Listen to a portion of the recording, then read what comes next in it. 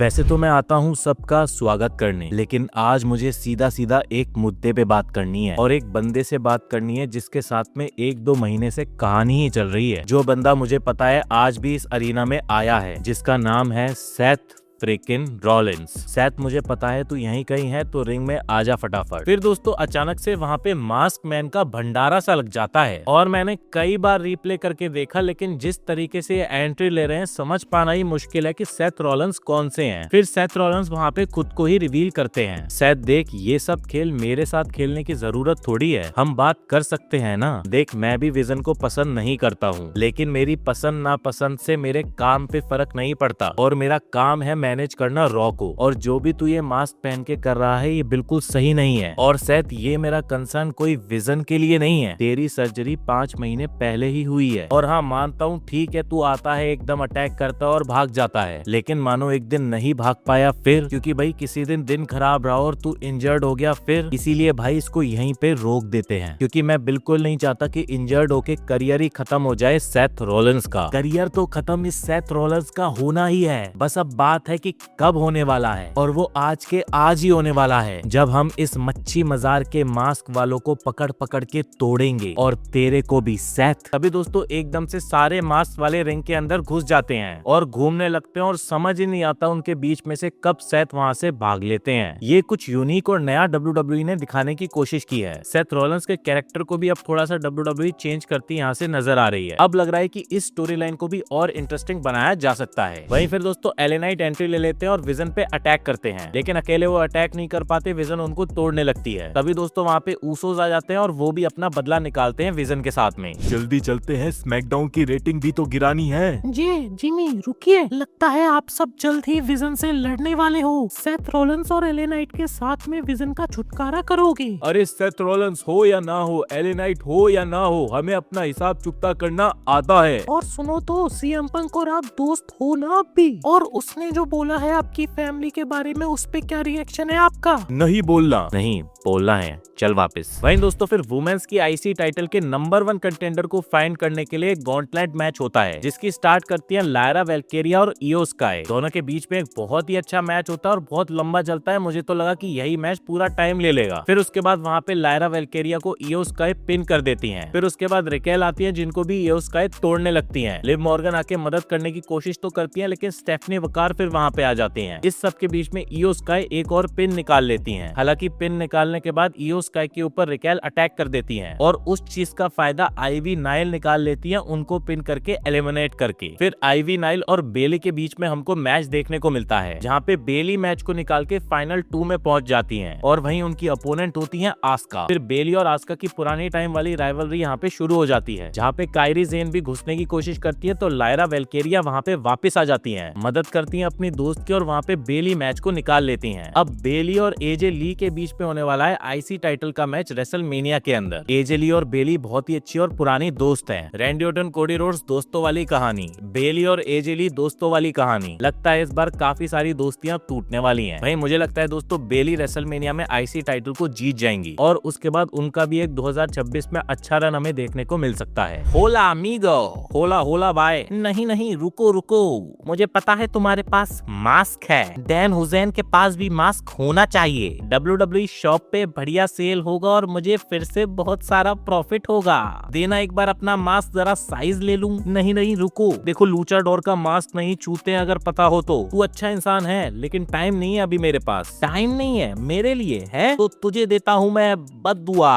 अबे जा ना, बददुआ नहीं बदबू कर गया यहाँ पे बात कर करके। फिर दोस्तों पेंटा और एल ग्रांडे चैट गेबल का मैच सेट होता है IC टाइटल के लिए। शुक्रिया आप सबका मेरे पे विश्वास रखने के लिए, शुक्रिया मेरे पे विश्वास रखने के लिए। और ये टाइटल सबका है, उनका है जो बड़े सपने देखना जानते हैं और जिनको कोई फियर नहीं है। ये टाइटल है पहचान मेहनत की, ये टाइटल है पहचान बलिदानों की, ये टाइटल है पहचान हर उस वक्त की जब तुम खुद पे विश्वास रखते हो। और अब हम हिस्ट्री बनाएंगे, क्योंकि मैं हूँ तुम्हारा नया इंटरकॉन्टिनेंटल चैंपियन। सोए तू चैंपियन इंटरकॉन्टिनेंटल लैटिनो अमेरिकानो।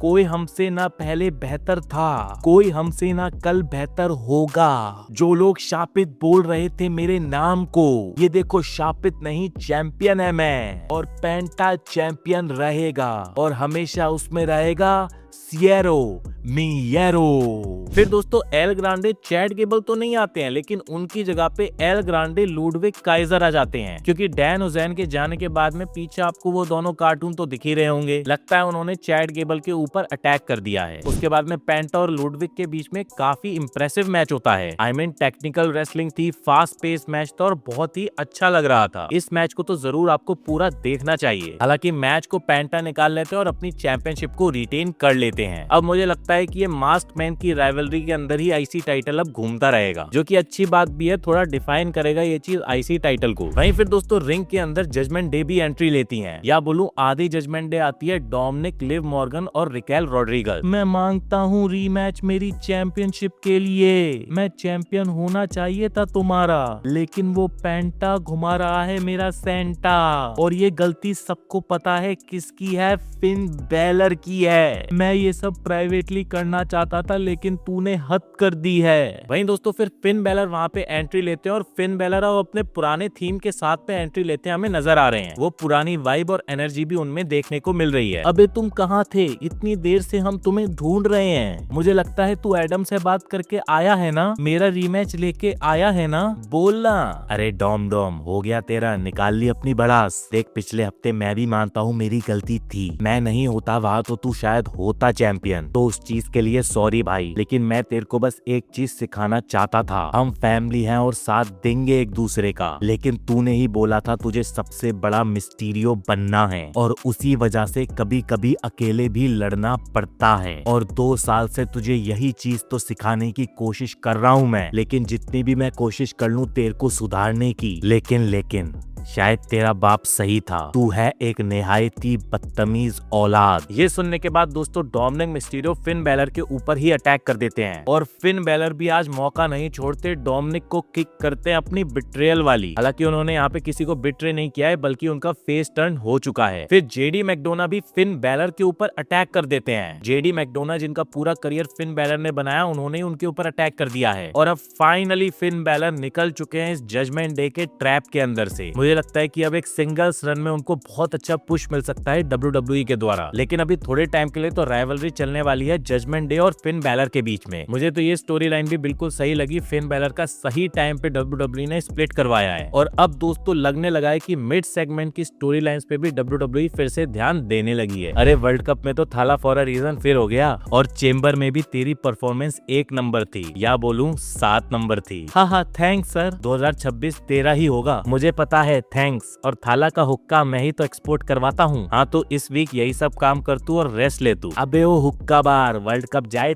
तेल लेने। अरे रुक, मैं जरा इससे बात कर लूं, तू जा पीछे। मैं जाऊं पीछे? हाँ तू जा पीछे। अरे ओ माल वाले, पिछले हफ्ते लगता है हम लोग थोड़ा सा गलत चले गए। मैं यार सच बताऊं तो तेरे को देख के मुझे अपनी याद आती है जब मैं जवान था, नए नए मूव्स लेके आया था WWE में, और उसी मोमेंटम के चलते हुए मैं WWE चैंपियन भी बना। देख तेरे अंदर भी वो चीज है, बस तुझे एक टीम चाहिए, और हम बन सकते हैं तेरी टीम। तो तू इस ऑफर को अभी सोच ले और उसके बाद मेरे को बताना, ठीक है? बढ़िया भाई। वहीं फिर दोस्तों आज ओबा फेमी का फाइनली थोड़ा सेंस वाला मैच होता है रूसिफ के साथ में। हालांकि मैच दोनों के बीच में छोटा ही होता है, और मैच आराम से ओबा फेमी निकाल लेते हैं। हालांकि इसी तरीके से अलग अलग जायंट्स के साथ ओबा फेमी का मैच होना चाहिए। मैं तो कहता हूँ अगर आपके पास ओमोस है तो उनके साथ में एक मैच करवा दो ओबा फेमी का। जब तक वो ब्रॉक लेसनर से भिड़े उससे पहले कम से कम 5-6 जायंट्स को तो वो पटकें, तब जाके तो एक स्ट्रॉन्ग फीलिंग आएगी दोनों के बीच के मैच की। फिर दोस्तों रिंग के अंदर एंट्री लेते हैं सीएम पंक। सब लोग सीएम पंक के वहाँ पे नारे लगा रहे होते हैं। खैर मैंने सोचा था आज तो मुझे तालियां नहीं गालियां पड़ेगी, लेकिन मैं गलत निकला। तो क्या सुहाना दिन है आज यहाँ पे, हैं? काफी ज्यादा लोग हैं जो अभी मेरे से गुस्सा हैं मेरे पिछले हफ्ते की बातों को लेके, और सब लोगों को एक लाइन बहुत बड़ी डिसरिस्पेक्ट लगी थी पिछले हफ्ते। खैर रोमन रेस की बात करूं तो उसने भी मेरे को कोई खास रिस्पेक्ट नहीं दी बनती है। रोमन इन टाइटल्स की भी रिस्पेक्ट नहीं करता है, क्योंकि चैंपियन बनने के बाद एक चैंपियन डिफेंड करता है टाइटल को बार बार। और ये टाइटल तो इसीलिए बना था क्योंकि रोमन रेंस 2 शो में टाइटल डिफेंड ही नहीं करना चाह रहा था, काम ही नहीं करना चाहता था और अपनी ड्यूटी से भी पीछे हट गया था। लेकिन मैं लड़ता हूँ इस चैंपियनशिप के लिए फाइटिंग चैंपियन बन के, और मैंने इस टाइटल का दोस्तों लेवल अप कर दिया है। और सीएम पंक के सामने तो लेवल हाई ही रहना चाहिए। वो क्या है ना, सीएम पंक के सामने हाथ और मुंह दोनों चलने चाहिए, क्योंकि अगर एक भी चीज कम हुई तो ऐसी बातें बोलूंगा कि कान में से खून निकल जाएगा। और रही बात पिछले हफ्ते की, तो हाँ मैं मानता हूँ पिछले हफ्ते मैं भी रोमन रेंस के लेवल पे गिर गया। तभी दोस्तों वहाँ पे ऊसोस आ जाते हैं। ए पंक फटाफट माफी मांग साले, माफी मांग, समझा। ये रोमन अपने सिक्योरिटी गार्ड फिर से भेजने लगा। ए उसने किसी को नहीं भेजा, हम खुद आए हैं, समझा। और अभी के अभी माफी मांग। देख पंक, यहाँ रोमन रेंस की बात नहीं है, यहाँ बात है रिस्पेक्ट की, समझा। इसीलिए हम खड़े हैं तेरे सामने। हम तेरी भी बहुत रिस्पेक्ट करते हैं, तेरी रिस्पेक्ट करते हैं क्योंकि तू दिल से बोलता है और सीधा वार करता है। रिस्पेक्ट है तेरी वॉइस ऑफ वॉइसलेस की। लेकिन रोमन रेंस से भिड़ते भिड़ते तूने हमारे अंकल की डिसरिस्पेक्ट की है, जिनका कुछ भी लेना देना नहीं था इस पूरी बात से। तो माफी मांग, समझा। सही कह रहे हो भाई, थोड़ा गर्म है तेरा, लेकिन मानता हूँ तेरी बात। सीका का कुछ लेना देना नहीं है इस चीज से। और बहुत कम लोग जानते हैं कि हमारे फैमिली रिलेशंस भी बहुत पुराने रहे हैं। मैं सीका को इतने अच्छे से नहीं जानता, लेकिन उनके भाई को जानता था, आफा नोए। उनके साथ में मैंने काफी टाइम काम किया है और आफा मुझे कई बार पैसे दिया करते थे, जिससे 2 वक्त की रोटी मैं खा लेता था। और सिखाते थे वो मुझे बहुत कुछ। और मैं आफा के नाती तुम्हारे कजन्स की एक टाइम पे बेबी सिटिंग भी करता था। और सामू अनोय के साथ भी मेरा बहुत ही अच्छा रिश्ता था। इवन सबके साथ मेरा रिलेशन बहुत अच्छा रहा है, सिर्फ एक कुत्ते के पिल्ले के अलावा। और अगर सीका ये सब देख रहे हैं तो देख रहे होंगे कैसे एक चालाक,